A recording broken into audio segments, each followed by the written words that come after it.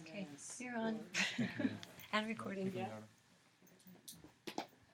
So, but when you reflect it, you're not aware of that, So I'm thinking this is so not fair because I'm not really even. I don't even know what I'm doing. There ain't nothing fair about samsara. Like yesterday, my mind just rode me, and I was like, Yeah. I was just trying to say, no, I don't. This is not a part of me. I don't believe what you're saying. So that's all what I could do. Yeah. Sometimes that is all you can do. Yeah. And Yeah. we talk about the 4 chains today in class. So there's a bit of a saving grace there, where it's you can be afflicted and still have some other things going for you, which stop you from really like Screwing it up, right? Because and that's also why, right? Like when your vows, when somebody takes their vows, it's nice to come in and refresh, because we're always like damaging them, right? Mm-hmm. So and then you can come in and refresh them. It's the big worry is like really blowing them, and that's without 14. But we're not going to teach the whole class. But your one question there, Subhuti. No, but it's a good question, and actually your question is going to be addressed in a way in this class. So Subhuti is a compliment. Did you know that? No, I know. Yeah. Still the founder. So we are in the middle of the review of the Bodhisattva Vow course, which is ACI Course 7. This is class 4 of ACI 17, and we are on the second half of the review of ACI 7. Okay? So in the first class, we've been just a little bit behind each class because we've had a lot to tell you, but we are going to be all completely caught up to the end of the review of ACI 7 today. So we're back on track. The Bodhisattva vows, I think we've mentioned this before, you can think of yourself as a Bodhisattva with big fat training wheels. Because we are, as soon as you start practicing this, or as soon as you do take ACI 7, finish the curse word, take your vows, you are called a Bodhisattva. Yeah, the curse word. You are called, right? You are called a Bodhisattva. Are you really a Bodhisattva? You're not technically, none of us are technically a Bodhisattva until we have our DPE, right? Because that gets you on the first bhumi, the first level. But you could take that to the debate ground. Yes, of course, you are a Bodhisattva. You are someone with the intent to reach your enlightenment for the sake of all living beings. A Bodhisattva is not someone who has already reached enlightenment. Who's that? A Buddha, right. So in the meantime, we've got big fat training wheels on, okay? So, sometimes, and maybe some of you experience this, those of you who have vows in the room, some people have big hesitation before taking their vows because they think, oh my God, I'm not going to be able to keep them. I'm just so not going to be able to do any of this. And, they feel that if they can't keep their vows perfectly, that they shouldn't take the vows, take the vow ceremony and get the, it's not an initiation, it's just a blessing, right? Yeah, but still, it's a big commitment. And a lot of people shy away from that commitment out of fear that they're not going to be able to keep their vows perfectly. Guess what? You are not going to be able to keep your vows perfectly, okay? Until you are a Buddha. But when you are a Buddha, you're not going to need your Bodhisattva vows, okay? Because you are going to be keeping them perfectly. So until then, we practice. And some days are going to be hard. Some days are going to be harder than others. But with the vows, with the guidebook, Master Shantideva's glorious guide to the, I always get it mixed up. It's not the guide to the Bodhisattva life, it's the guide to the Bodhisattva's way of life. Yeah, and that's what it is. It's a way of life. So, having the vows is a discipline. It's like yoking yourself. It's a yoga. That's what yoga is, right? The root of yoga means to yoke. You are yoking yourself to your commitment that you're going to do this, that you're going to get there. And we're all a little resistant to discipline. I don't know about you, but I'm always a little resistant to discipline. So, I think that's why the so-called New Age books are so popular, because at first blush they appear to not, like, it's kind of up to you, right? But you know what? Even in the so-called New Age, everyone that is steeped in a true lineage does require discipline at a certain level if it's going to deliver what it promises, right? So, the thing about your vows and about your practice is that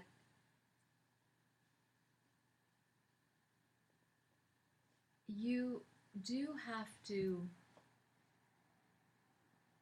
It's interesting. It's a discipline, and it sounds like rules, but actually to truly follow them is really to buck the system.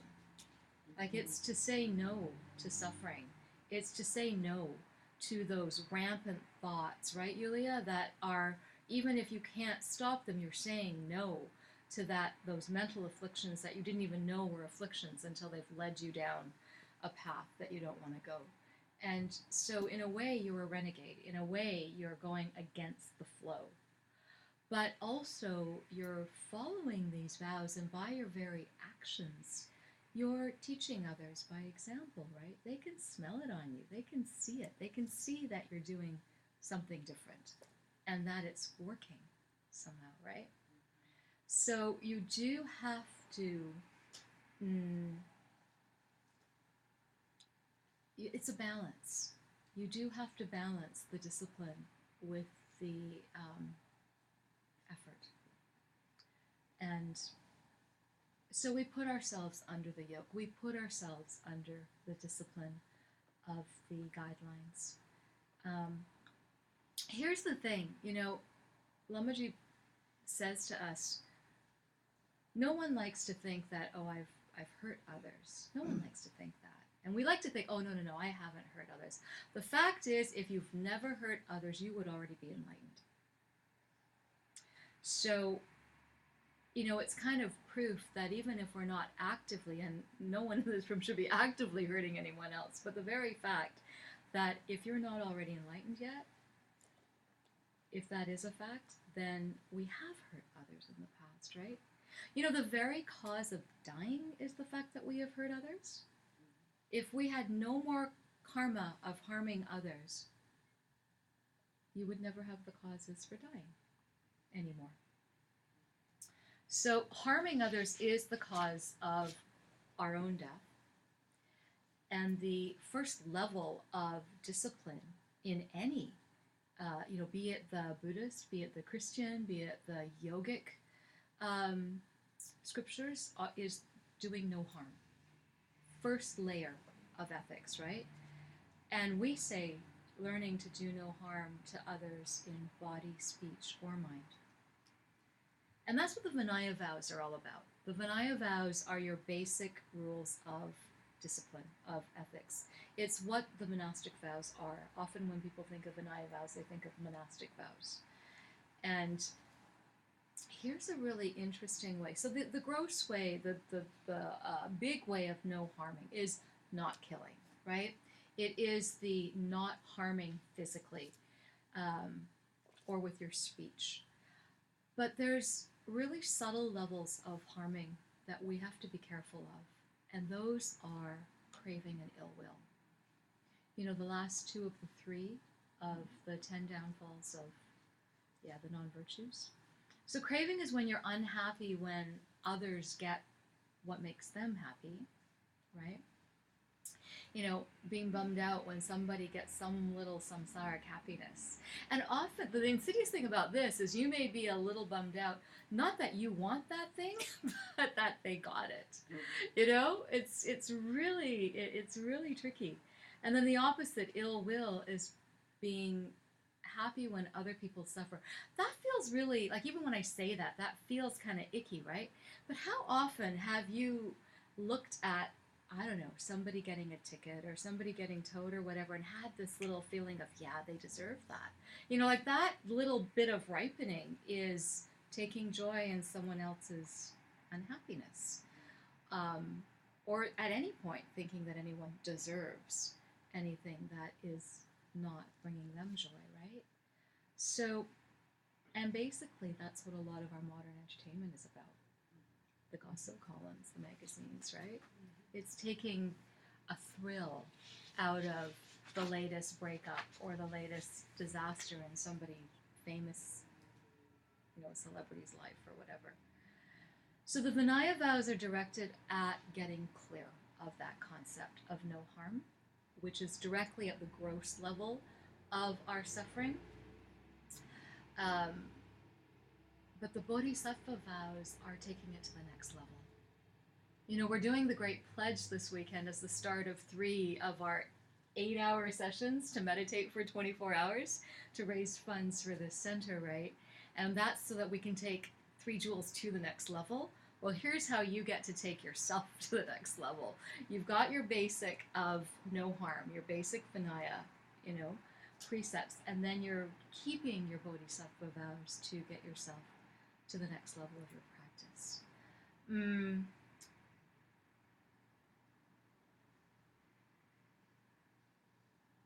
Just 2 more things. Vows really are your protection. They really are your armor that you can put on yourself, on your mind, on your body, on your actions. And they are your refuge because they prevent you from hurting yourself. They protect you from you, basically. Lamaji likes to say it protects us from our own natural instincts. So, because left to our own defenses, uninformed, ignorant, our instincts are what get us into trouble, right? So it actually gives us that training, that retraining, instead of just being led by your whims, by your impulses, by your feelings, wanting more of the good things and wanting to get away from the bad things. We retrain ourselves to think that my own self-interest is guided by these vows. If I truly want what I think I want, I have to know what the real causes are. And that's what the vows help us with. So the real refuge is not just the letter of the vow, it's understanding the karma and emptiness of the vow. It's understanding how things work. It's understanding that there are causes for everything in your life, and understanding the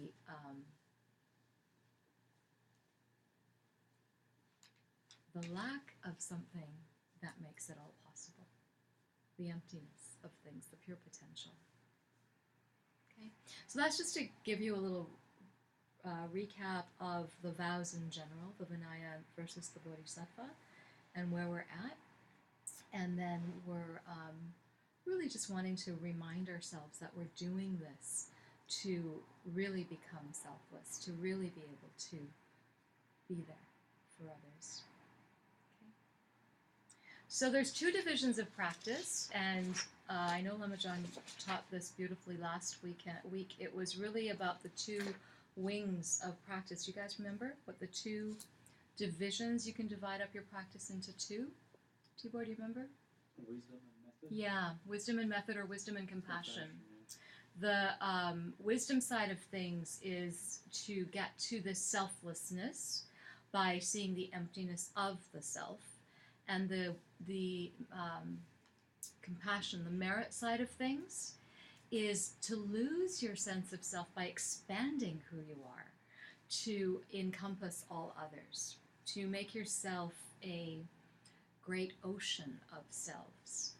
And the ultimate evolution of ourselves, right, is to identify perfectly, equally with all other beings. So the Bodhisattva vows are a training, those big fat training wheels, to retrain, to re-groove the synapses in our habitual minds, to learn how to live selflessly in the service of others. So what was the common denominator there? Like, what is the problem, do you think? Like we're trying to get rid of ourself, right? In both the wisdom and the compassion side. And you're trying to get rid of the self that's in the way because because we understand that our perception of others is coming from ourselves. And we understand that from the wisdom side, you've created each and every being in your world, in your universe, so you have a responsibility to take care of them. And then the compassion side would say it's your job to take care of them because that's the only way you can really take care of yourself. Okay. You know, as Master Shantideva says, right, all happiness comes from serving others. He does say that. So you really have to see yourself trying to make others happy. And all unhappiness comes from, Taking care of yourself. Lama Marut says, from being a big, fat, selfish pig. You can hear him say that, can't you? Loose translation. Yeah. Yeah. Because see, if happiness came from being selfish, we'd be happy already, okay? So if you're really, really, really interested in your own happiness, stop worrying about your own happiness and start worrying about the happiness of others. Yeah. Okay, so we're going to get on to the homework questions now. That was just your long playing dance version recap of the Bodhisattva motivation. Pretty radical, right? I mean, to really do your best to try and like live as a bodhisattva, it's very, very different than I'm sure you've already noticed that, right? And as Lama Sherri was giving that nice intro, I was thinking about a few things, and it's kind of cool because we just did the weekend, and all of you have been working on your meditative prowess, right? And it's good when you start to gain your some equilibrium in your meditation, and you gain some kind of stillness, and then you can bring up these contemplations, right? Because it's one thing to think about these kinds of things in class and in your homework, and it's another thing to actually put them forward, like in front of the panel of judges of your mind, right? To put them forward in a deep state of meditation when you're open, and you can then see what you agree with and what you think is possible and what you think isn't possible. It's very good, because I seem to recall Lama Sherri saying that harming others is the cause of our death. And she just like went over there like, yep, that's a very radical statement, right? And do you believe that? Do you actually believe that's true? That's a very radical statement. There's not that many people that you're going to meet up in the street that are going to like, oh yeah, that's right? Because what's like death and taxes, right? That's what's going to happen, right? And so, like, and then Lama Sherri also says something, that's a pretty radical idea, is that losing yourself, right, by becoming with the ocean of selves that you see, and then getting to the understanding of like, well, okay, I have created all these beings I'm seeing because they're all coming from me, and so, do you think it's possible? Do you think it's possible to totally, absolutely blow away the whole perception you have of yourself, if indeed you see yourself as like a smallish kind of schmucky, suffering samsaric being? I don't really know. But is it possible to blow that out of the water and become something absolutely, completely different? Because if it's not, then what are you doing here? Right? That's why you're here, because there's like lots of great DVDs. Right? Like so I'm just mentioning this because it's it's worthy of your contemplation. Like you take your stillness and you think, okay, like I could do I really believe that death is a projection? Do I really believe that? And if I do or if I don't, or am I acting like I believe that? Right? Am I acting like I truly believe that I could become totally enlightened?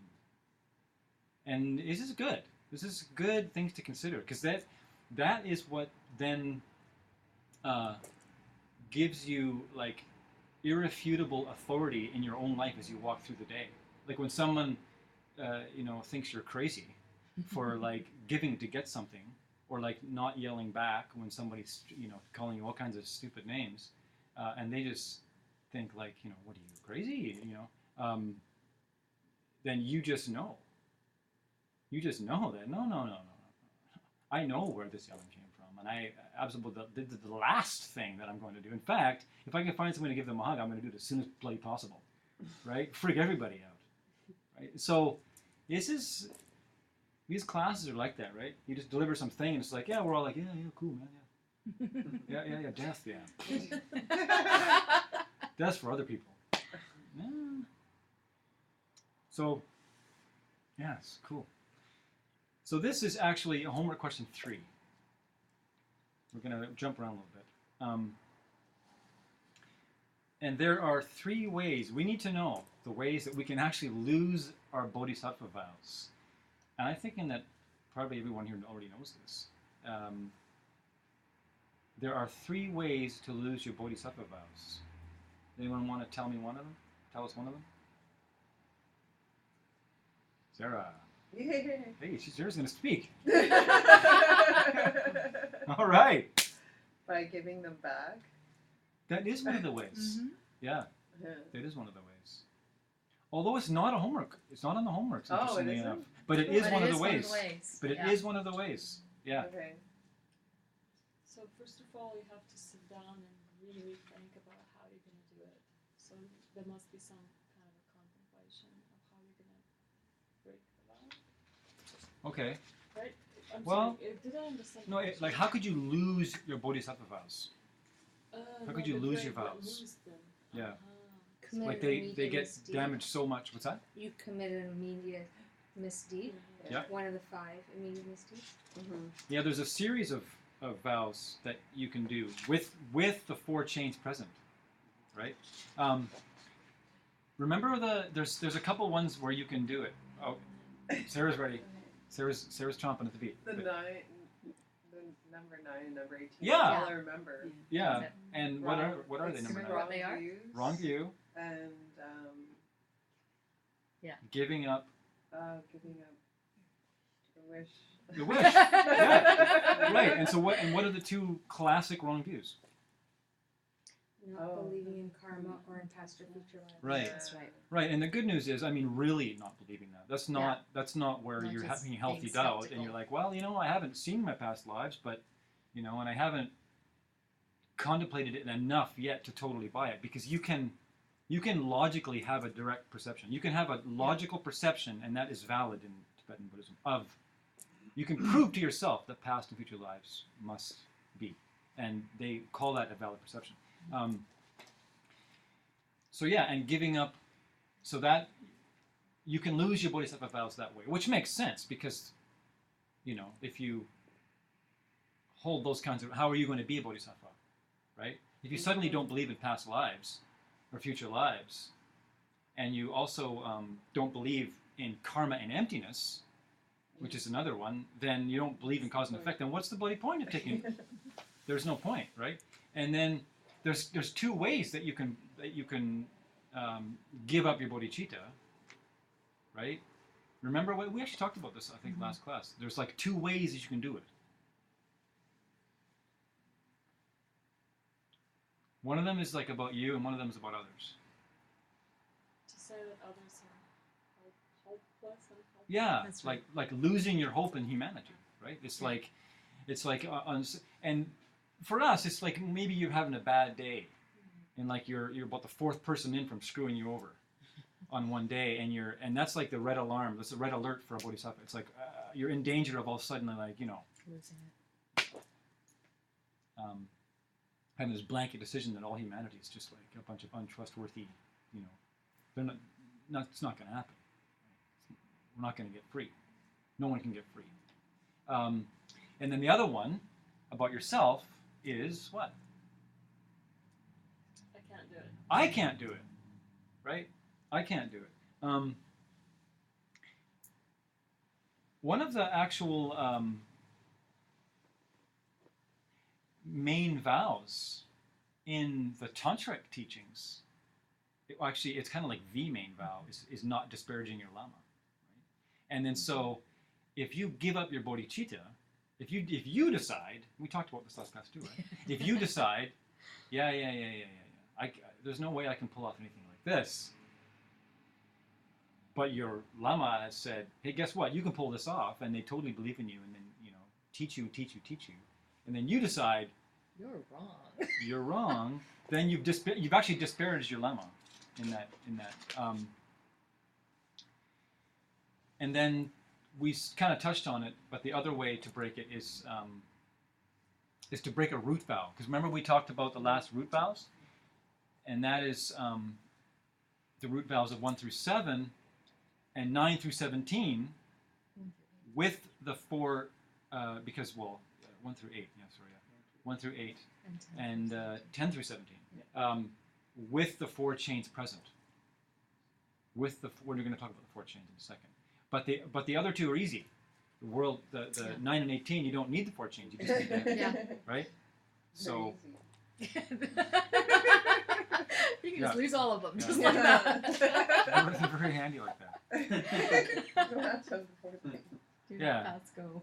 Right. So that leads us nicely into like the homework question, which is actually the first homework question, which is what the 4 chains are. Which I'm sure is going to roll through. So Lumberjohn just gave you the answer to homework 3 of class 4 of ACI 17.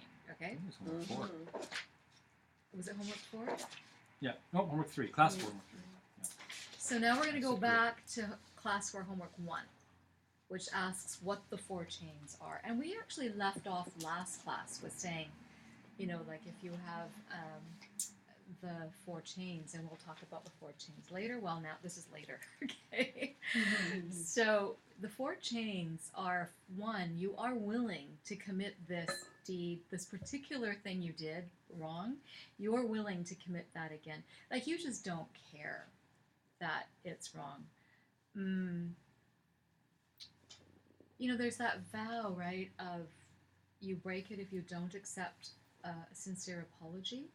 Mm-hmm. So if you just say, I am not going to forgive this person, even if they apologize, I don't care how many times they ask me for my forgiveness, they're not worthy, I'm just not going to give it to them.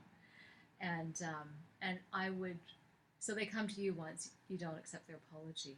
And you would definitely not accept their apology if they came to you 20 more times. Like that. That would be a chain. That would be one of those chains. You would be willing to commit that act over and over. Okay?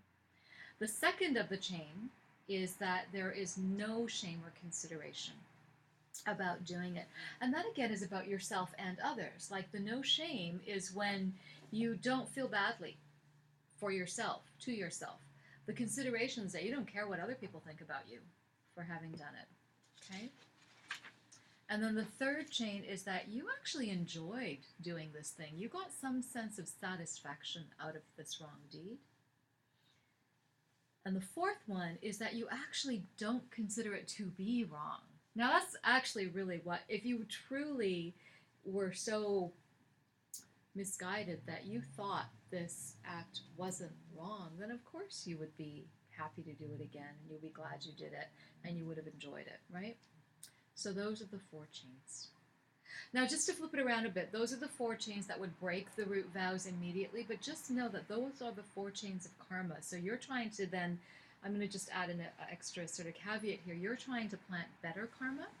Like if you do it with the fact that you're willing to do that good thing over and over, that you have no shame or consideration about the fact that you did a good deed, that you got enjoyment out of it, and you consider it to be a good deed. You are then, making it stronger. But usually when you hear about the 4 chains, it's the chains of pain, and you are thinking about it in the negative, okay? Which is what this is. Yeah, turn it around. Every time you do a prostration. Yeah. Yeah. I'm going to tell you this story, and I'm not really sure why I'm going to tell you this story. It keeps coming up in my head. But I guess it's in regards to the trouble we can get into by, I guess, not forgiving and holding a grudge, and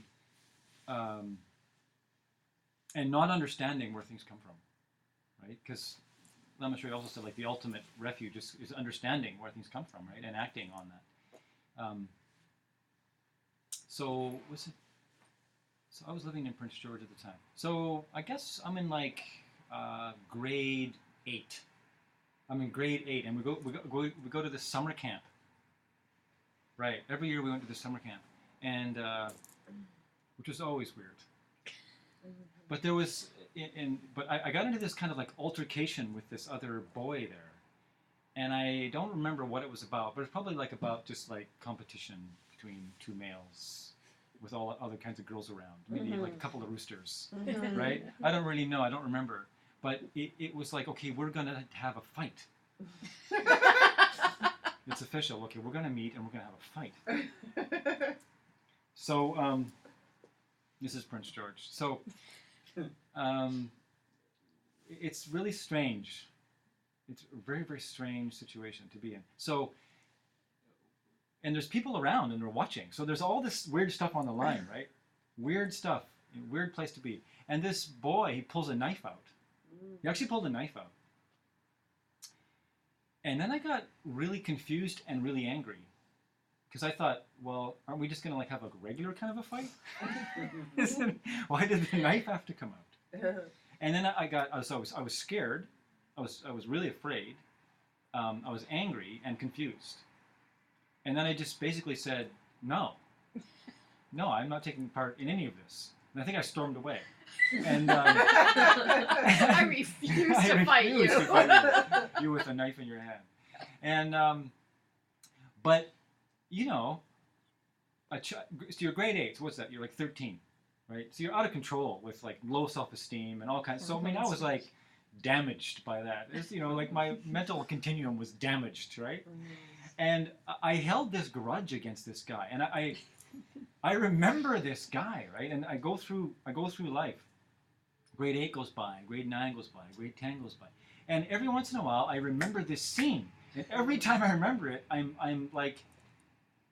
infused with this feeling of pain and confusion and anger, and this guy, right? And years go by, and then I never see this guy ever, and then one day, and I think I was about 18 by then, so 5 years have gone by or something like that. And I remember it was at Shakey's Pizza. It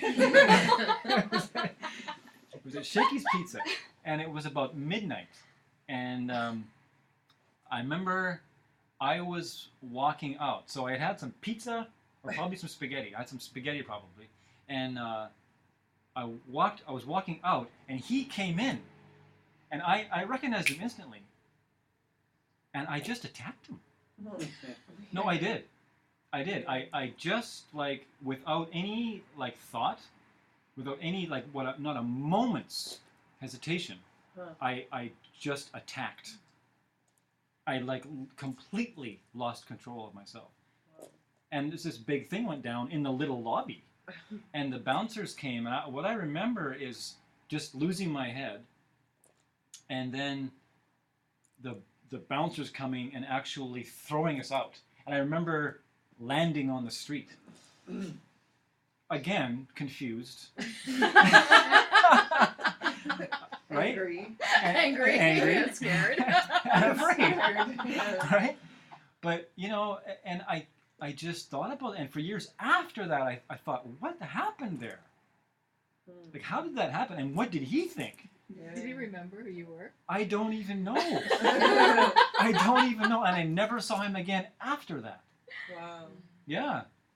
And I think it was maybe 10 years after that that I resolved it.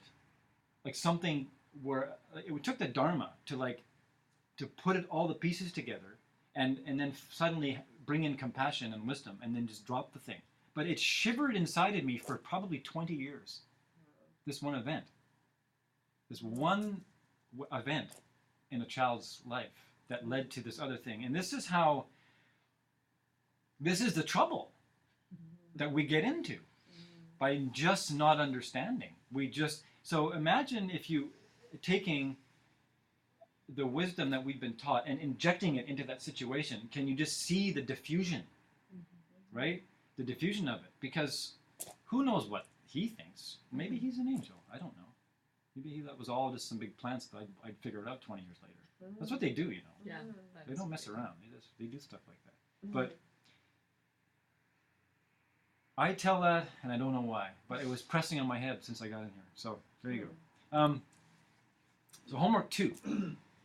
Why is it not good to be overly comforted that if you destroy a root vow, you can actually take your vows again and reinstate your vows? If you do destroy a root vow and you've lost your vows, you can get them back. Why should you not be overly comforted in that fact? You don't want to be breaking your root vows all the time. Well, yeah, that's a very good reason, Farah. That's a good. You don't want to be like, how many can I break today? I got a ceremony coming up in 2 weeks. No, right? You don't want to be doing that, right? Definitely. But there's actually some classical sort of examples that there's some stipulations, right? There's some ramifications. There's some things that you're exempt from. If you remember from the course. Yeah, I think you cannot you can't see emptiness directly. Right. You lose your You lose your the ability or the potential that you had to reach the direct perception. Jason Kappa says, leaves your mind stream for the moment. It gets blocked. A blockage occurs. Yeah. And then you can't achieve the first Bodhisattva bhumi, right? And what do you have to get on that? Besides the perception, you also need something else, right? Bodhicitta. Yeah, you have to have this great love for all beings, right? Another thing that happens is whatever collection of virtue that you've been amassing can't increase. So you have this stalling out, right? Your engine you're on neutral. Okay, and you lose any ability to collect more new virtue, and it becomes very difficult to meet spiritual teachers in the future, in this life and in other lives. Right? Probably because you've dissed your lama by breaking the vow in the first place. There's a certain karma that's going to come with that, right? You've kind of dissed your vow master and your lama if they're the same person, or both, if they're different, right? Yeah, and so that's why you shouldn't be stoked that you can retake your vows if you do indeed. Yeah, that's it. It's interesting to think about that too, right? I mean, we all remember the not getting to the path of seeing, which of course would prevent you from the first bhumi. But what Lama Chan said, the fact that your good virtue, it's kind of like freezes it, right? It like flash freezes it so it can't grow. The scary thing about that is you haven't gotten to emptiness directly yet. Your good stuff freezes no matter what you do. So what does that leave? Right? That leaves all of the bad stuff that you are inevitably doing to grow. And we know that karma left in check. I mean, they never tell you that part, but when you think about it, I mean, you'd have to be working damn hard to get to that next level that we talked about if you've done that, right? So just don't go there. But the good news is, I mean, if you're doing, you pretty much have to be a psychopath to do this. Yeah, you do. You do. I mean, to totally diss the views and all of that. Yeah, I mean, if you're, trying to be Bodhisattva and you're keeping your book and you're studying English as best you can, you're reaching this level where you're not going to be pulling off the four chains. That'd be like some kind of freaky. But they tell us this for a reason. Yeah. It's like trying to scare us straight, right? So, okay, so that was homework question number 3.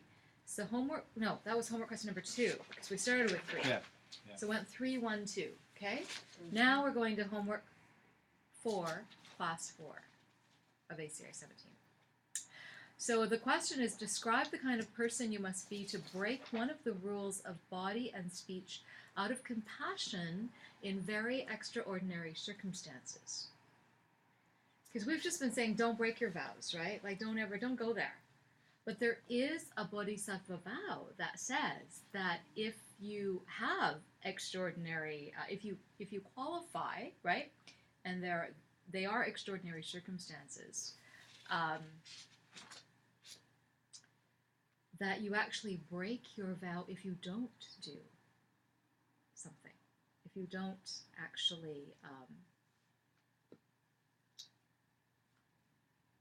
do what would normally be considered breaking a vow, like, for example, killing someone. If you don't kill someone in extraordinary circumstances, under extraordinary qualifications, for the right reasons, you are the last resort and you have the capacity to do this, and you don't do it, you break the vow, right? Do you know what I'm talking about? Yeah. Yeah, and the classic example that's given is one of Lord Buddha's previous lives where he was on a ship. And he could read the minds, and he could see that there was one person on the ship who was going to murder everybody else. So he, what they call, in Dharma speak, they say, released the capsule of this fellow, which means he killed him. But, they say the extraordinary qualifications are that by this point, Lord Buddha was already a high-level Bodhisattva. He wasn't a Buddha yet, but he was pretty damn close. And he not only had the capacity to do this, he had the capacity to ensure that this being would go to a better rebirth or to a better incarnation.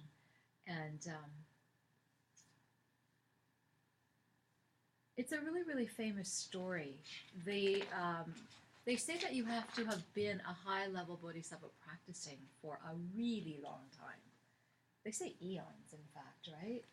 And that the act, this act of murdering somebody, which would typically be a heinous act, had to have been done out of great compassion. It was great compassion for they say it was a big ship and there were like over 1,000 people on it. So he saved the lives of these people. But actually, who did he really save, right? Because if you have the karma to be killed, that will happen to you one way or the other. But out of compassion, he broke the number 1 rule of Vinaya, which is to not kill, in order to do all of these extraordinary things. So you have to be a Buddha with a Bodhisattva with infinite compassion, like not a single shred of mental affliction about any of those components.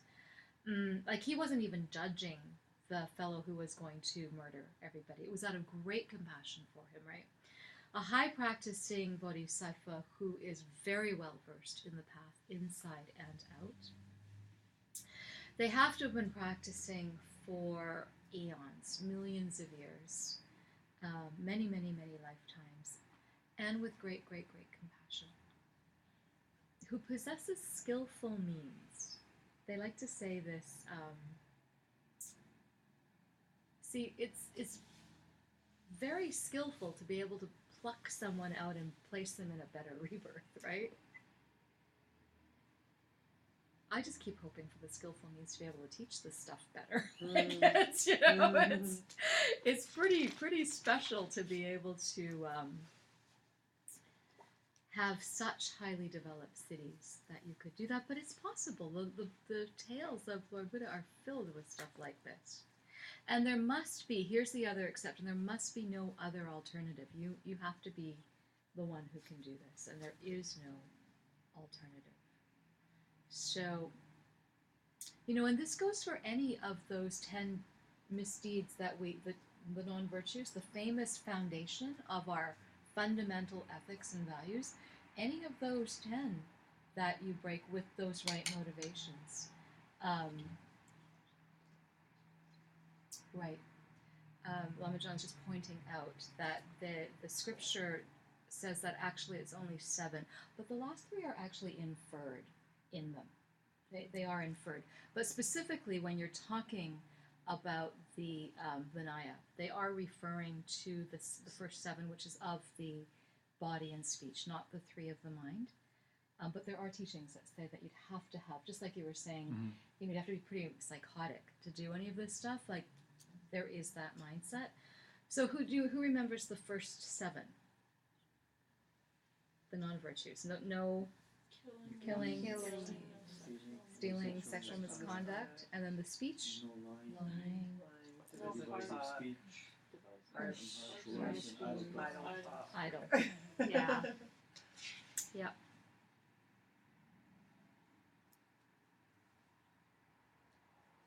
The last 3 are considered mental, right? The ill will, coveting, craving, and wrong view.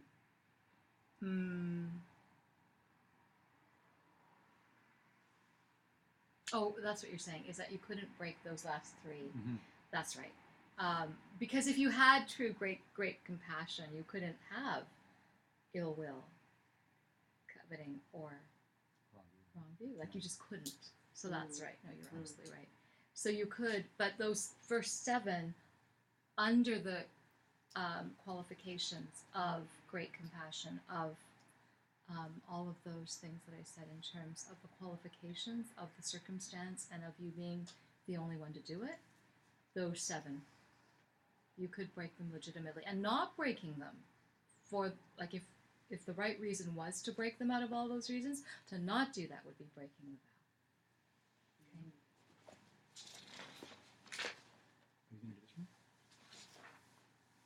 Can you just inject something before Yeah. you go into that one? No, inject a little. Yeah, go ahead. I'm not finished this one, actually. No, but there's this one. This is a different round. Different. This is supernova power. Oh, did we miss one? No. It's still you- in you the finished. same... But it's in the same one. It doesn't matter. Okay, yeah, I go. just wanna say- There's a little element to this story that some of you may have been in a class that I mentioned this, but there's a little part of this little story that I really like that popped into my head the last time we were teaching this, and that is, okay, so you've got this story, right, of where he takes, they say he takes the capsule, right? He kills this man who's about to kill, like, they say about 1,500 people. And, okay, and so they say he's a high-level Bodhisattva, not quite enlightened. Okay, so, has he seen emptiness directly? Had to have been, right? Yeah. Is he an arhat? Yeah. Had to be an arhat. So is he in samsara? He's not in samsara. Is he in nirvana? He's in nirvana. He's in So nirvana, he's a high-level Bodhisattva, right? And what's he doing? Where is he? Working on the ship. He's working on the ship. What's you know? He's work. He's at work. He's at work.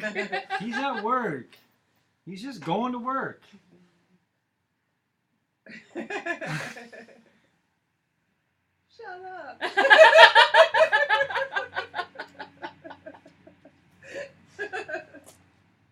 You could be surrounded by these kinds of beings, or you could be one of those beings. It's not like you stop. It's not like you're, right? It's not like you suddenly stop having to go to work because you're an arhat. You just enjoy the heck out of I everything. like going to work. Yeah. You're going and you're serving. You're constantly serving. You get up in the morning and you're, hey, another day I'm going to serve all day. Yeah. It's got nothing to do with what you may think nirvana is. Anyway, Like let's, lying on the beach all yeah, day. yeah. I mean, the suffering of change. How long are you going to lie on the beach? How many beings are you going to help? A lot of maybe crabs. Maybe, you know? Oh, I could take that to the debate ground, Well, you could. because an arhat who has no mental afflictions would not feel the suffering of change the way a normal samsara being would. No, you're right. But I'm just saying that, They could get thorough enjoyment about sipping Mai Tais for the sake of every living being Oh, for a very long time. absolutely. Yeah, it's true. I cannot contest that. But the point being, dude's still going to work or sipping Mai Tais, right? Like, it's not anywhere else. Yeah. I think it's a very good point. It is a very good point. But what we were touching on, and it's not a different question, but where Lamaji took us next with this was the whole thing about cities, the whole thing about powers. Because, part of that qualification is if you have them, you must use them. So, Not always. when it's useful Right. for others, Yeah. right? Because if you don't use them when it's useful for others, that's another way to, kind of like not do this. So then he kind of goes into how, well, this is the thing. You think about cities, the one that I explained about plucking a person's existence, about releasing the capsule because you can put them into a better, right? Like, that's a pretty specific skill, okay? But again, just like at the beginning when I said, just because you don't think you can perfect your bodhisattva, do them perfectly now, like, don't be afraid to take them because they're practiced. You have way more cities now than you might even realize. And we did actually touch upon this in an earlier class, right? Because if you go to the yoga scriptures, for example, these cities, which are actually a qualification of meditation. This isn't even about enlightenment. When you're enlightened, it's like crazy. It's like cities on crack, right? Cities on crack. But before you even get to the point of that, you already are acquiring cities, right? You're acquiring. We're gonna get some of those super cities on attached- crack. You already got some, babe. I know that. But for example, can you communicate instantaneously across many, many miles with, just with very little effort? In fact, you don't even have to push a friggin' button on these things anymore. You can just like wave it and talk into it, right? So, or can you travel from Vancouver to Toronto in 4 hours? 3.5, like, can you, right? 4.5, depending on the On the wind? depending on your karma. But no, seriously, we have the power to fly. We have the power to communicate across great distances. We have the ability to see through great distances. It's just or into, like, with microscopes and stuff. You can get really, really specific, right? And the thing is, though, it's not about recognizing that you have powers, because you do. You have cities. The point is to not get distracted by them. Because I can tell you, this can be really distracting, okay? It's about not using your powers just for entertainment. Use them so that they're useful. Like, that's why you have them. And they're not just entertainment. They're not just games. It's amazing to me how quickly we can communicate the great pledge. Again, back to that. For example, with the push of a button, right? Like, it's remarkable how quickly that type of effort would have taken months of communication, before the advent of computers and all of that. So it's a matter of using our powers for good and not wasting them, because you do have them. Okay, and that's not the homework question, but it was just, a logical progression of the cities. She always wants to power through. Well, it's not about powering through, it's just that we've got such far to go. Do we? Yeah, we do. No. Do we? We've got to get to 11 and we're at 5. So let's do 2 more. I want to dance. I know you do. But you know what? It's only 8:30. Okay. All right. Okay. Homework question 5. I might even say we could do 2 dances. If I'm good. You're Just good. say I'm just saying. no. Okay. Serious business. Name the 4 points of the practice of virtue, right? And this is the whole, in many ways, the crux of your life as a bodhisattva. This is like the against the grain situation, right, in your life, where everybody gets surprised by what you do, right? Like,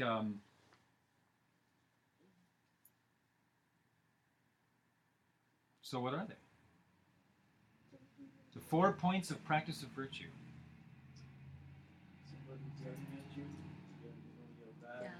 Nice. Don't yell back when If someone's somebody's yelling. angry Yeah. at you, you're not Don't responding to respond. that. Yeah, If somebody is criticizing you, you're not criticizing them back. yeah. I don't think I can remember the last one. I think If someone hits you, it hits you, exactly. Right? You don't hit them back. Yeah. That's right. That's controversial, right? Sadly, Yeah. sadly, in the world that most people see themselves in, that's very controversial, extreme, right? I mean, that's the whole premise of war. Yeah. Someone bombs your country, you go and bomb theirs, right? Responding back. Yeah. Yeah, and usually we don't respond in kind. We double it up, yeah, right? Because we're not happy if we just get even. We gotta one up the situation so that we can feel like we're like the victor, right? And then you put that in the roulette wheel, and what comes out? Boundaries, war. People are just torn apart. Samsara. Yeah. So I don't really think there's any point in really going too much. I mean, it's very self-explanatory, and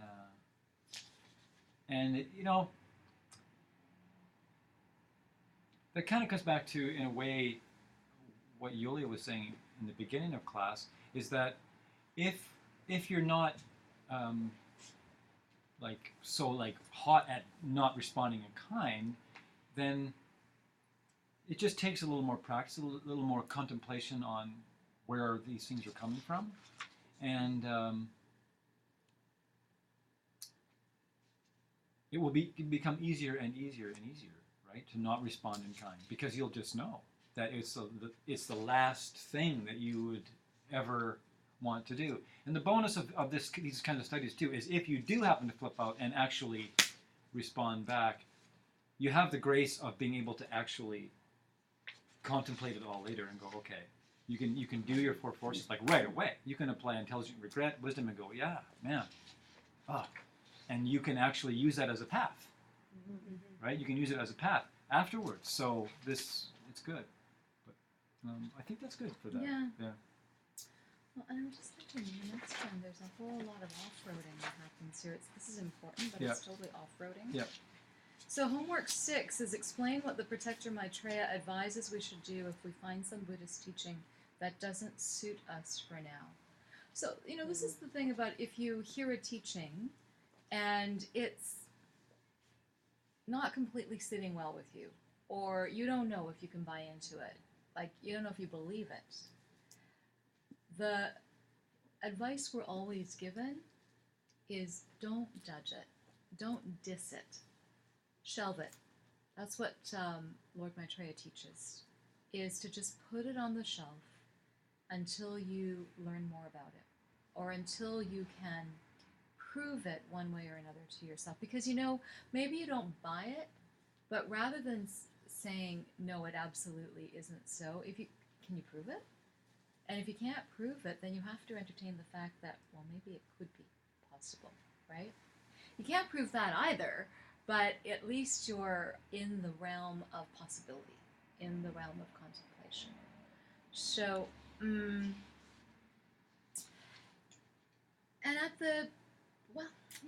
Lamaji says at the beginning of practice is really useful, because you'll run into a lot of things that you might not be able to buy into. But I don't know, I think every step along the path you have to really be careful about judging. That's not to say you give up your discursive or your critical thought. It's not about that. Because the Lord Buddha also taught that you need to test everything for yourself like you're testing gold, right? You need to scrape it and burn it and add it. What is it? Touchstone. You have to, so you have to really put it under the heat of your scrutiny, of your sincere logic, not your lazy logic, where we say, "Oh, I don't believe it just because I don't want to." It's really interesting to be able to stick with something. And actually, Lamaji, who we got this from, right, our oral one, because you have to take this class live. You have to get the actual download. Lama really took this question to segue into the reason for a guru, the reason for a lama, the reason for a teacher. Because it's about part of this putting things on a shelf. When you hear it, means that you're going to stick with it. It means that you're going to investigate it further. You're not going to be lazy about it. You're not going to walk away just because you didn't like what you heard. And when it comes to your teacher, it's the same thing. You can't walk away just because you hear something you don't want to hear, or that it gets a little bit difficult. Because your guru will put you through tests. They will put you through a filtering process. They will. And Sounds painful. well, they do say, a lama is like fire. You want to be warm enough that you feel the heat, but you don't want to be too close that you get burned. Yeah. So, yeah. Your lama is not your best friend. They are not your psychologist. They are not your financial advisor. The way that we get too close, you might not even get burned, but the way you get too close is to think you're pals with your guru. And, because then with it comes this familiarity, this not seeing the divinity in the relationship, right? And if your lama is doing their job, they will turn the heat up. They will absolutely turn the heat up. That's their job. And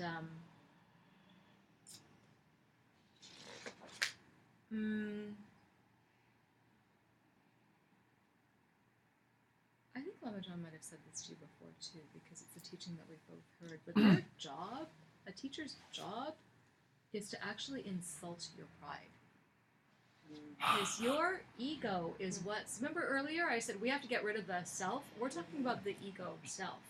Like, we really need to get that sense of self out of the way.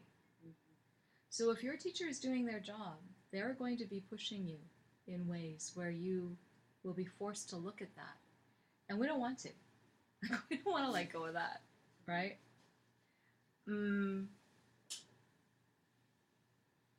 It's that whole...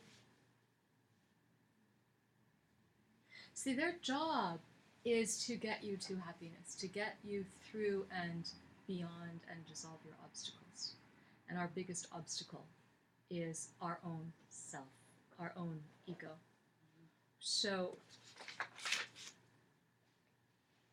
to quote Lamaji, because I can't say it any better, the Guru will do a radical self-ectomy on you. Radical. Not just a little. And probably not with a whole lot of anesthesia either. So, it could hurt. It could hurt. But if they're doing their job, they are only doing it out of great love, because they see the potential in you. And it's what we said earlier, right? We don't often believe that. And the best way to diss your lama is to not believe that you can do it. Is this a few words? And that's one of the reasons why. I mean, it's really great to get somebody that's to teach you that you feel has bridged that place where they appear to you to be somebody who is not just concerned with themselves, right? And that you have this sense that there is an egolessness to them.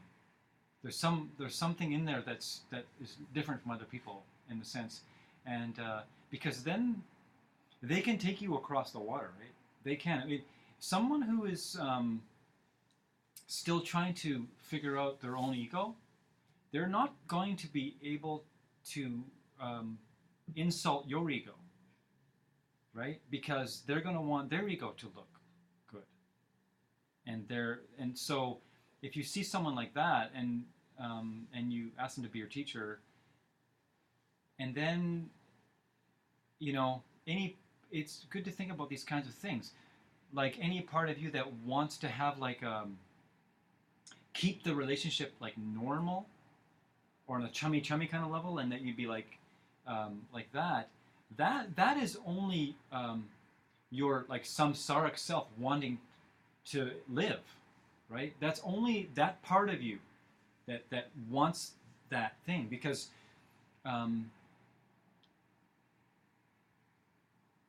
it's your last dying breath in a way. It's your last dying grasping onto, like, Lama, please have samsara live longer. My samsara. Like, yeah, like, don't, make me change too much. And that's, so you have to watch. You have to watch your mind and watch what it is that you think your teacher is, and what it is that you're, like, using them for. Right? They want you to use them. They want you to use them for what they're for. And, if you're lucky, you can have a very beautiful and nice relationship and a close relationship with your Lama. But it's when you lose that sight of what the relationship, that sacred relationship is, that you can get in trouble, right?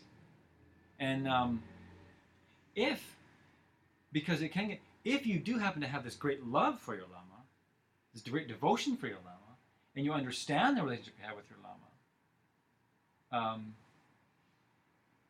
you can still feel like you're very, very close friends to your Lama, and you can be, and you absolutely can be. And in a sense, when you're done, you will be them, right? All that you aspire to be, you will become that. It's just going to happen. So that will rocket you, right? If you're willing to go there into that the flame, just enough to, like, feel all your wants for this being, for them to be burned off, and you can still have an absolutely beautiful, loving, close relationship with them, but and they will give you what you need to be happy, and it might not be nice all the time, but don't be surprised if it is nice. It will depend on your karma. It will depend entirely on how much you're willing to actually let go of what's holding you back from your personal enlightenment. Because your Lama is, if they have achieved that selflessness, they are not going to play samsara with you. They actually can't. Right? It's like it's an enlightened culture coming into samsara and saying, okay, well, we're going to go over here. We're not going to play in here. Right? So I just wanted to add that. It's just because it's a big subject. You're going to be thinking about this forever. And you know why? Because you'll become teachers. Like it's a constant beautiful unfolding of what the Lama is and what the student is, and it's a beautiful trajectory out.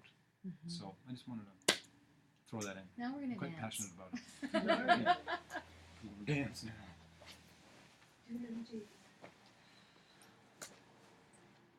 Do a little dance.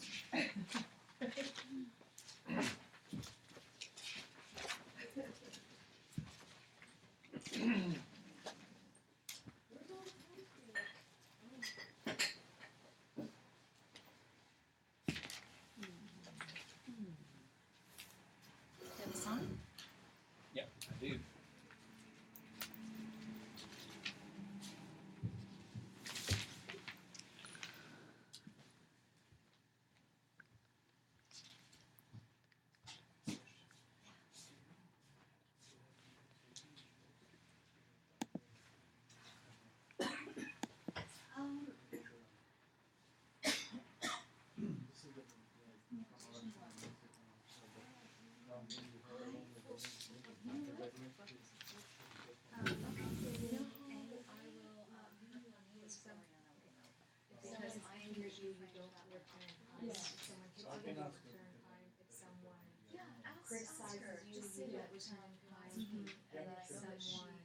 I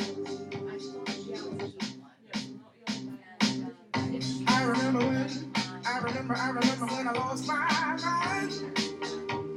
There was something so pleasant about that place. Even your emotions had an echo in so much space. It's a place for you. There he is. Oh, hey, what did we just teach you? I remember when I lost my mind. There was something so pleasant about that place. Even your emotions have an echo in so much space. And when you're out there without care, yeah, I was out of touch. But it wasn't because I didn't know enough. I just knew too much. Does that make me crazy? Does that make me crazy? Does that make me crazy? Possibly.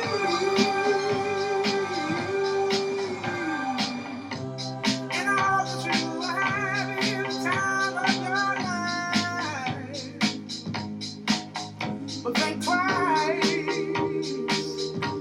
That's my only advice. Come on now, who do you think you are? Bless your soul. You really think you're in control?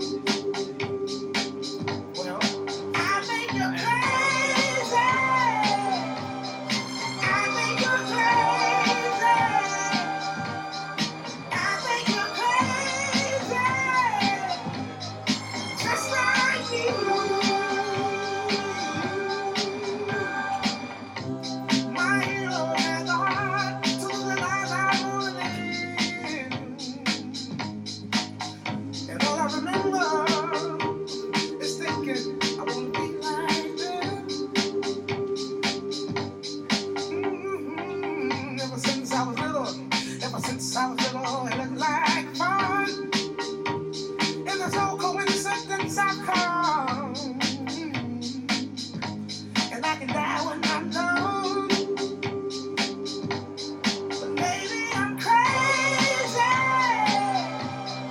Maybe you're crazy. Maybe we're crazy.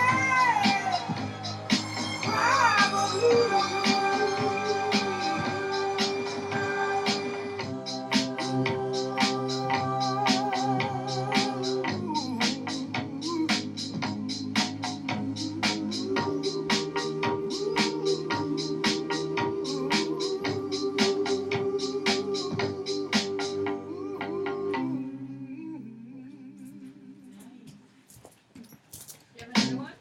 I could get another one.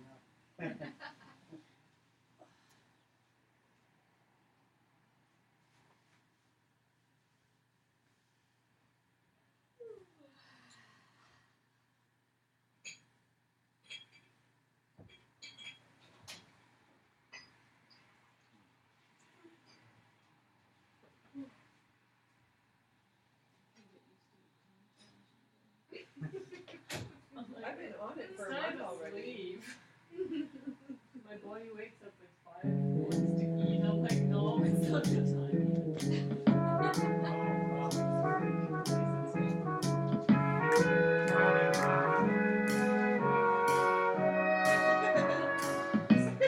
Where it began, I can't begin to know it, but then I know it's growing strong. Wasn't the spring, and spring became the summer. Who'd have believed you'd come along? Hand, touching hands, reaching out, touching me, touching you.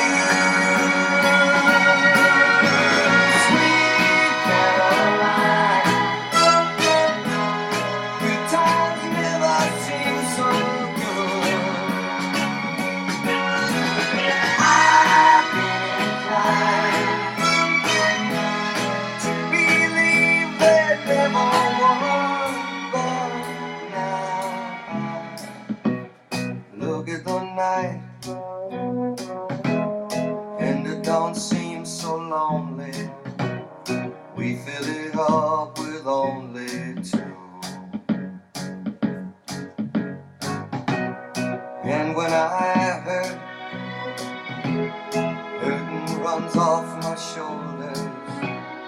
How can I hurt when holding you? Warm, touching warm, reaching out, touching me, touching you.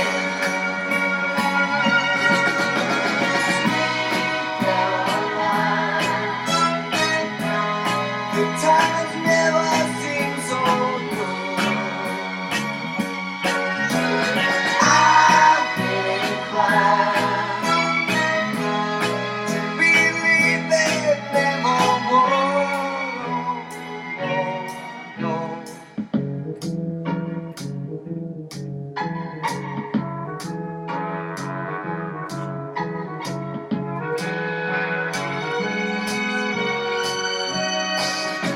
Sweet Caroline,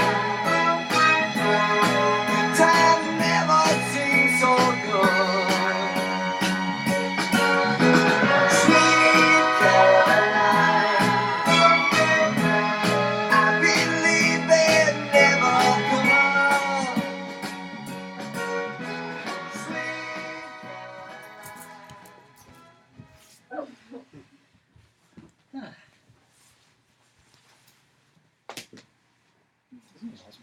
How old is that song?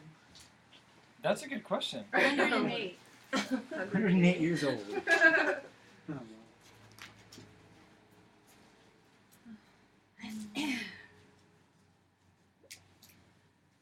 Yeah, I don't know. Yeah, say in here. I remember singing it at the top of my lungs in the back of the car Yeah, as a small child. yeah. It was one of those songs. Mm. The reason why it's on my iPod is my iPhone is when I was at a wedding in Toronto. This song came on, and everybody went crazy. And I was like, wow! And they were all, everybody was going like this. I thought, wow, they can't help it. It's like this is such a heart Opening opener, their heart. right? And it's like Sweet Caroline. It's like wow. And I was like transfixed by Neil Diamond. Since that moment, I was like, wow, who is this Neil Diamond guy? You never heard of him? No, I have. Oh. My mom was a big fan, right? Okay.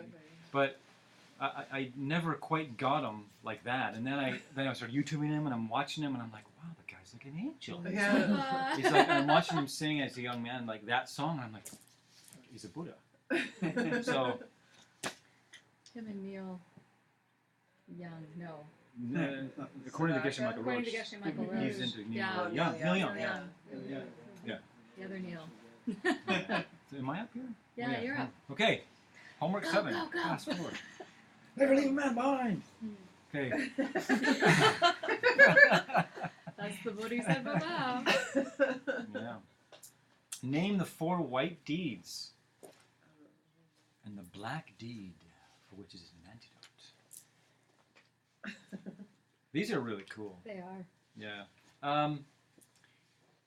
Right? So the 4 white deeds. So and the black deed for which is an antidote. They always go in pairs. Yeah. Never speak a lie to anyone, even in jest.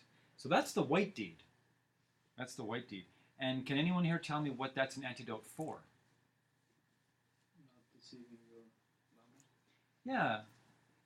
And it's the antidote for intentionally deceiving your lama or any holy being. That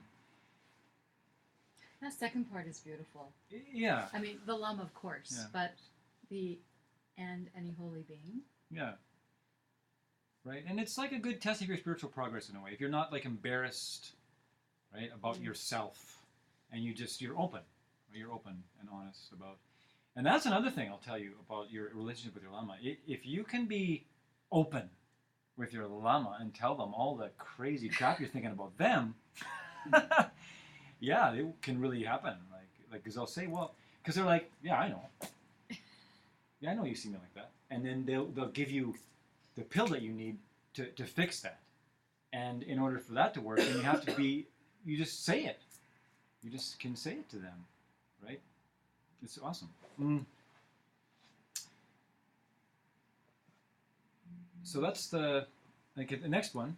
The next white deed is bringing other people to strive for the Bodhisattva ideal for total enlightenment.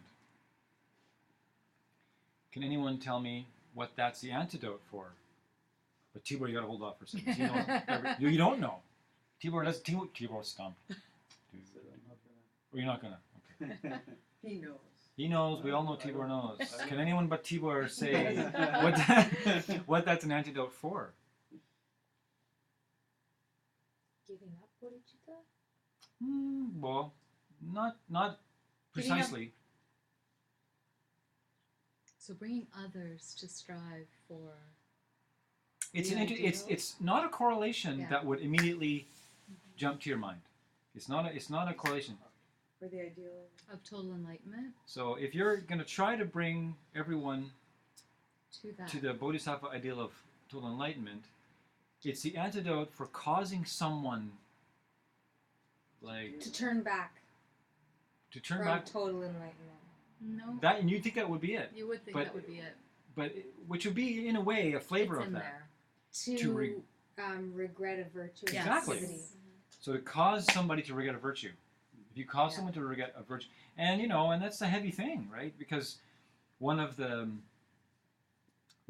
things, the stipulations that I said on very early on is like, you're worse off not doing a virtue, like if you're going to regret it after. So it's like Yeah. particularly nasty karma. So if you like then push someone into thinking, well, that was kind of stupid what you just did there. You gave the money to 3 jewels, right? And then then you'd have to like run around after that and convince everybody to become enlightened. That's weird, isn't it? That's like the other vow, right? If you're like, if you know you're like near like a 10th level bodhisattva, you're like buddy up and say, I really want to kill everybody. I have thoughts of killing everyone. I might do it today, in fact. Can you take me to a higher realm? Or tell me to a higher realm? I don't think it works because they can read your mind. They can read your mind. not gonna work. Dude. It's not gonna work. It's not gonna work. Okay. They will give you what you need. Right. This might be Maybe like not a what you frying pan on the want. head. Yeah. Okay. Number 3. This is, I think, my favorite one.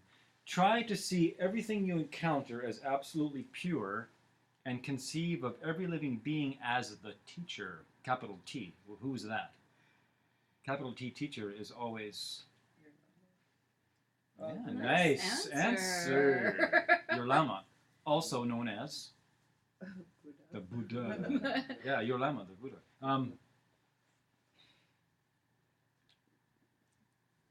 This is you could take this practice to the bank. This practice is such a powerful practice. If you just did your best every single day to try and see every being as holy, man, I'm telling you. That's largely the essence of my inner body yoga classes, actually, if you want to know the truth. That's really pretty much That's all all I'm she doing. wrote. Yeah. Because that will just be a very quick and definite reflection upon your worlds. Very quickly. Trust me. Very quickly. And because it's an antidote, you know what it's an antidote for? It's a great antidote for not seeing your Lama as holy. Right? Like, and what does a Lam Rim say about that? Should I be looking for defects in my Lama? No. No, right? Bad. That's worse than smoking. Right? It's like there's in Lam Rim they say ignore those kinds of thoughts and just see the good things, right? Because that's our tendency, right, to obsess about the negative. It is such a tendency,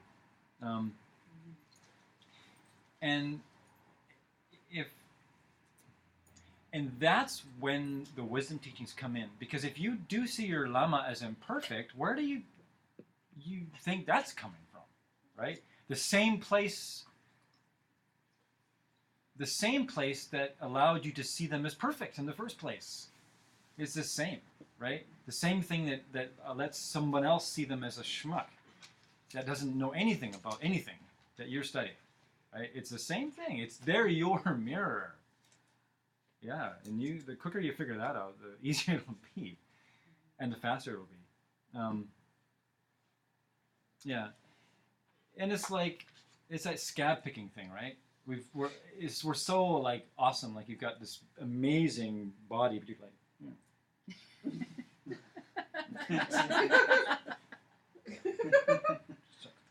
suck, right? But you got this amazing. I mean, this thing's amazing. I don't know what you guys think. This thing is really happening, right? It's really awesome to have one of these things. To have one of these things. It is. It just keeps getting better. So, yeah, and the more you succeed with one person, right? And that's what your Lama is, really.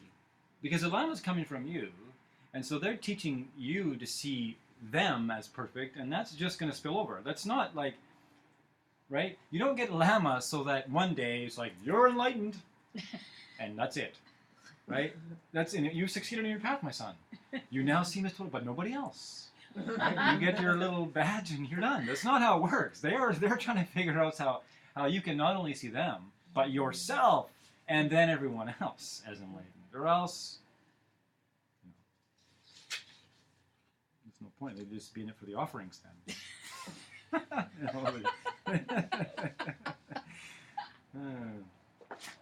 Yeah. So, and then the fourth one, maintain an attitude of total honesty, free of any deception. Now, here's a little interesting one. What is this the antidote for? Well, we already said that, right? This is different for some reason. You have all impressions of your spiritual practice?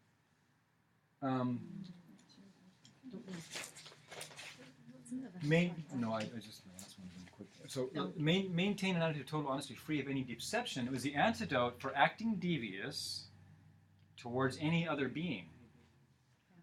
But get this, without any personal responsibility for their total enlightenment.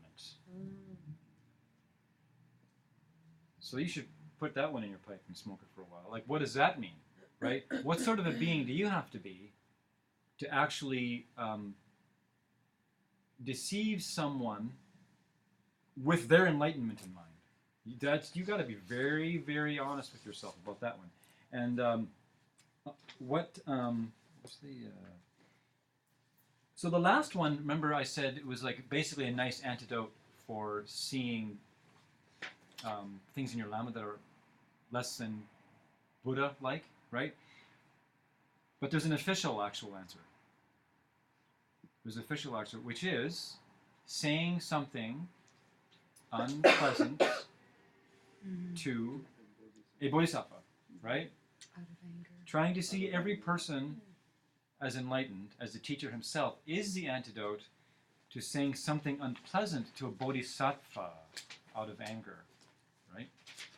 So I just wanted to make that officially wrapped up. Because they're not logical connections, you know? Not all of them. That's what you Yeah. are. So that's that section. Now we're on to another homework question. Excuse me, could you Yes. repeat the fourth black deed again? Yeah, the black deed is acting devious towards any other being without any personal responsibility for their total enlightenment. Yeah. Oh, being deceitful, lying, like pulling the wool over their eyes, things like that. Yeah. So homework question number 8. Describe the 5 steps involved in keeping your vows well. So The first one is to respect your vows as the speech of the Buddha. You know, when you get your vows, there's that part about now finally my life has some meaning. Yeah, so you think of your vows as a gift that the Buddhas have given you personally. And they become precious because they've been granted to you by enlightened beings. So that's the first, respect the speech of the Buddha. The second one is something called maintain the 3 intentions. And this is where you intend to follow the vows because they're a gift from an enlightened being. The second is to intend to become enlightened yourself by fulfilling your mission in this life, by following the vows. And the third is to intend to help all they say to help limitless numbers of beings. So those are the three intentions that you maintain. And then the third, first step was to respect the speech of the Buddha. The second had 3 parts. It was to maintain the 3 intentions. The third is to take your vows because of the previous 2, because you respect the speech and you're going to maintain the 3 intentions. 4 is to respect your vows as the most precious possession you have in the world. And 5 is because the previous point is true, because they are your most precious possession, you avoid breaking them.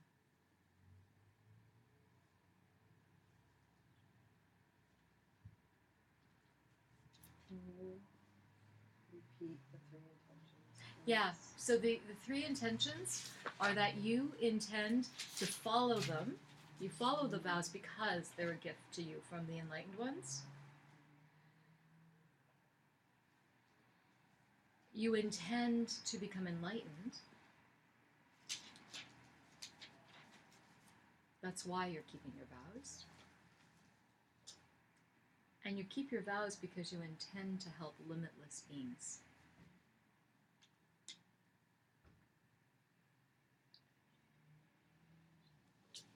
Okay? So there are 5 steps, but there's actually more like 8, because there's 3 embedded in the, Typical Yeah. situation. All right, homework 9. This one will be easy. Do you think, and I know actually you know this, can you break a secondary vow with just mere forgetfulness, or does the motivation have to be one of mental affliction? Can you break a secondary vow with just mere forgetfulness, or does the motivation have to be one of mental affliction? Yes. Yes, Yes. the answer is yes, you can. You can just space out and break your vow. Which, good thing we have 6 times books, right? Mm-hmm. Yeah, because basically if you're not checking your vows, you're not keeping your vows. Really. And here's a little heads up on the 6 times book. That's actually a tantric practice. Yeah, it is actually a tantric practice. So, you know, if you're interested in some of like the highest Vajrayana practices going, then do your book. Yeah, that's about. That's that question. Yeah. Okay, we're almost done. Homework question number 10. Name the 4 causes of why a person might break their Bodhisattva vows. So we had a question earlier on how you can break this, but this is the question of why a person might break their vows. So there's 4 main causes. 1, you don't know your vows. You don't know them, how can you keep them, right? The second one is just what Lama John just said. You know the vows, but you're careless, lazy, or forgetful in trying to keep them. And careless, lazy, or forgetful means you're not tracking them. You're not keeping your 6-time book. Lazy just means you don't feel like it. The third cause of why a person might break their vows is under a klesha attack, under mental afflictions, under the spell of mental afflictions. You know, all our discipline just goes out the window, right? And until we're enlightened, we will have mental afflictions, okay? So The sign of a good practitioner is to not stay in the throes, like to at least recognize that you're being beat up by your mental afflictions and to put up a good fight. Okay.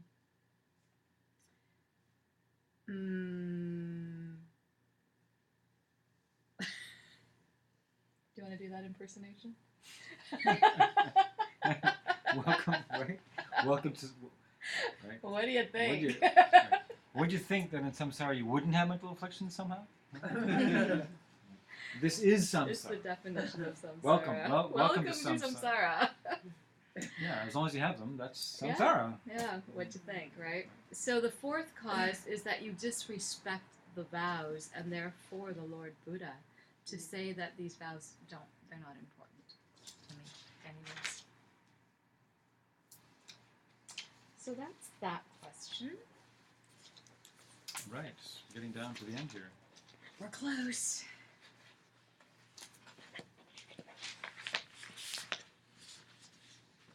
I wanted to say one little thing about one of the.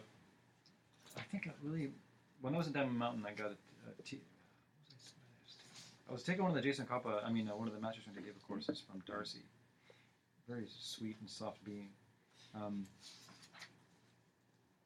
She had this crazy ability to teach the hardest yoga classes and make you think like you did nothing. It was really amazing. She'd be like, you just did Series 7. And I went up to her and I said, how do you... She goes, well, it doesn't have to be hard. And it was just her way, right? And she said, because I'm sure that everyone in this room has had their ups and downs with the 6 Times book. It's you have hard months, and you're going to have hard years, and you're going to have easy years, and sometimes it's really juicy, sometimes it's like hard to get to it, and this and that. And she gave this great teaching on, okay, like, say you have a 3 Times book day, right? Well, then don't beat yourself up. Just at the end of the day, review the ones that, like, be stoked at the end of the day that you have these vows, and just simply review the 3 you didn't do. And then don't do this crazy thing that all of a sudden, like, your vows pile up, and you like do 9 the next day, and you do this crazy thing, and you're like, just keep it like clean and clear. Like, you wanna coast through here. You don't want to like, be creating these like energy dams in your mind of like stopping you from making the book into like an obligation that ends up being a bunch of broken promises, right? So just try that. If you get 4 that day and you got 2 left over, just quietly contemplate and just think about the 2 vows that you didn't quite do that day. And if you have a 1 day, do 5 that night, and you will find that the momentum will pick itself back up.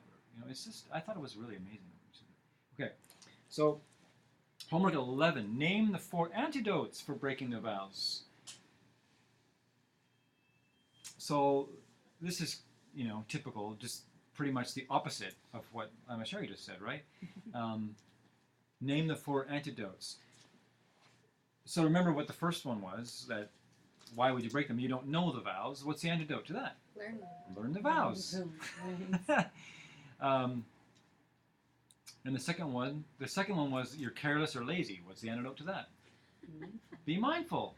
Exactly. Carry a book around with you all day. Check your book. And then the third one, antidote. This is great. Okay. Identify your worst mental affliction and go to town on that sucker. Get it. Go after that thing. It's in your way. Like, go. Be passionate about it. And you, of course, you could go out on a limb and ask your best friend or your lover what your worst one is, because mostly we just think our worst one is our second worst one. But your friends know what your worst one is more than you're willing to admit that your worst one is, and you'll know it's true when they say it, because they'll go, oh. Like, they know, right? And then you can go after it, right? You can go after it. Yeah. And then I would say, and I've said this probably many times. Maybe you're getting bored of me saying it, but if you figure it out, then go after it in such a way that maybe you sidetrack from like keeping your vows in a regular way, and you go after it on each entry each day, and just like go after it like a hunter, like because you're going after the big game, right? Because it's what's in your way. It's the biggest thing, and then make some progress, and then go back to like going through the vows, because what's stopping you from keeping all the vows properly? Your worst mental affliction. So, right? Number 4, have some respect for the vows. Have some respect. What's going on down there? Are all our stuff getting stolen? Not yet. Everyone's testing. Is the door open? I guess it is. Maybe it's a giant centipede that needs that many shoes. Maybe.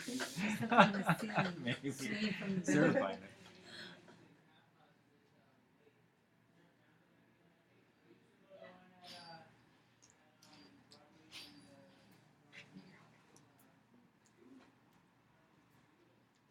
Is that the guy that's going to be wanting $15? Or usually To go to Montreal. Go to Should we Montreal? lock the door? We usually do lock the door. Yeah. Maybe we forgot to lock the door. Is that my job? I'm sorry, I should be doing that. Should I? It's somebody's job. Get somebody. Oh, you get somebody. Delegate or do. Okay. It's probably your Alright. job. I mean, just to check and make sure that My it's... apologies. I will delegate or do next. That's okay. What's going on there, Bart? Someone just came to get information. Oh, good. Okay, great. And a parachute? No, just Yeah. Awesome. Stupid, my door was open. Yeah. Thanks, Yulia. I would think he was a homeless, but he had a little. Diamond earring. Diamond earring. Yeah. Really? That was weird, Yeah. Cool. I don't know if it was a diamond, but it was shining. Cool. You was Awesome. a Bodhisattva. I'm confused. He just wanted a schedule of his Oh, good. rituals, but he looked like a homeless person. Oh, that's good. Maybe he wants to see if we're doing it right. Right, that's it. Okay. But the door is locked. And then the 4th one, have some respect for your vows, right? Antidotes for breaking the vows. And you will have respect for your vows if you keep them. If you do your book, you'll notice your mind change, and right, you'll see the results, and then you will respect them. Sorry, that guy just reminded me. Do you remember we used to have big fat running shoes downstairs? Yeah. Yes. And then they disappeared? Yeah. Do you guys know that I was here one day when the fellow brought them back? No. But when he brought them back, I was upstairs to meet a potential renter who never showed up. And I heard the door open, and I go down, and there was a fellow at the bottom of the stairs, and he saw me, and he was in stockinged feet, and he had the running shoes in his hand, and he kind of froze, and then he went to put the shoes back. And I said to him, are those your shoes? And he said, no, I'm just putting them, I'm leaving them here, or something to that effect. But he had no shoes on. Oh. He was in stockinged feet. So I gave him the shoes. Hmm. But he wasn't going to take them. He brought them back. So, Huh. Did they actually fit him? yeah, he was pretty tall. But I insisted that he take them because he had no shoes on. So, anyways, just the... Does Dee Dee know about that? she does know Yeah. about Okay. that. Which is why she brought back the one shoe. Yeah. No, she does know. I remember sending an email out to everyone about that when it Oh. happened. But it just reminded me. You just never know, right? Yeah. Never know. It gave me the opportunity to do that. So that's the end of the review for ACI Course 7, part of ACI 17. And so next week we'll move on to Course 8. Death in the realm of existence. We're really uplifting couple of courses classes. That was really good though. Oh, they're all good. Yeah, the Buddhist cosmology kind of rocks. They're all great. Sashi. Buddhi Jukshin Me Tok Tram Rira Bling Shin Yan Beg and Pradi Sangye Shingdu Mikte Uwagi Drokun Nandak Shingla Chuparsho Idam Guru Ratnamandalakam Niryatayami. Gewadi Dikokun Sunam Yashe Tsotsochi. Sunam Yashe Lejumwe. Damba Kuni Topasho.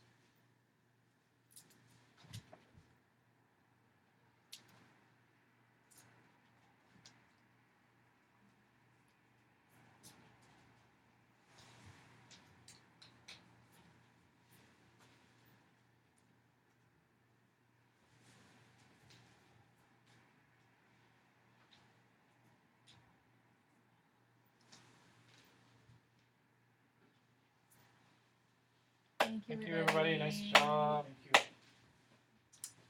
So don't forget to keep reminding people of the Great Pledge, and first session is this weekend. It's gonna be fun. Yeah. Are we meeting at 6 or 6:30? 6. 6 a.m. baby.